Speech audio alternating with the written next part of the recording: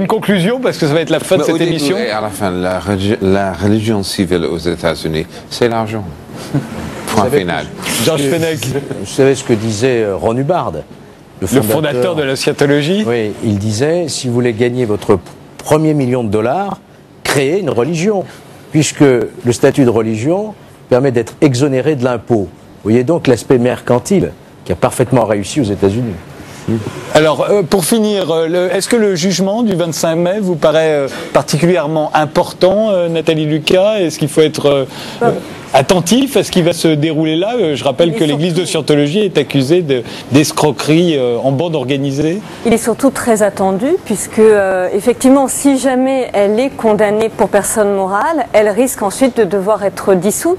Ça sera tout de même une grande première à ce niveau-là dans la lutte contre ce mouvement-là.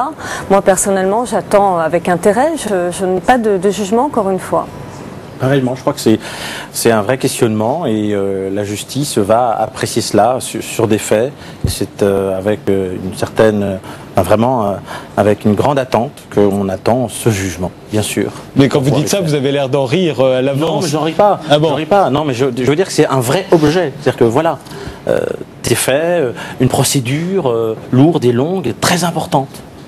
Vincent Ravalec, votre conclusion? Je pense qu'il faut garder sa curiosité et garder sa capacité d'émerveillement. Alors je pense qu'effectivement, c'est des missions comme la vôtre se doivent de châtier les vilains pour permettre... Alors, une question que je vais vous poser, est-ce que vous avez rencontré des sectes vraiment où c'est le délire, où tout le monde s'éclate, des bonnes sectes en gros? Est-ce qu'il y a des bonnes sectes? Est-ce qu'il y a des gens qui se mettent, qui s'isolent du groupe avec une philosophie complètement uluberlue, abracadabrante et qui sont heureux. Et qui sont heureux sans faire de mal à personne? Probablement la majorité, grâce à Dieu. Mais vous en avez dans votre activité, oui, vous en avez rencontré? Bien sûr. Est-ce que vous en parlez dans votre rapport? Celle-ci ne m'intéresse pas. Elle ne m'intéresse pas puisque je suis là, comme vous dites, pour châtier. En réalité, je ne châtie personne. On essaie de protéger des familles et des victimes.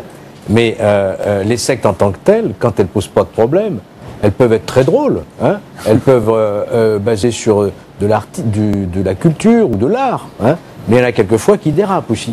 C'est le problème. Gérald Bronner, le mot de la fin? Écoutez, rien, si ce n'est qu'on a beaucoup dit que la France avait des spécificités dans ce domaine. On sait que le terme de laïcité, par exemple, est difficilement exportable à d'autres pays, même si la France n'a pas le monopole de ce terme. Mais je ne vois pas pourquoi il faudrait rougir de cette spécificité.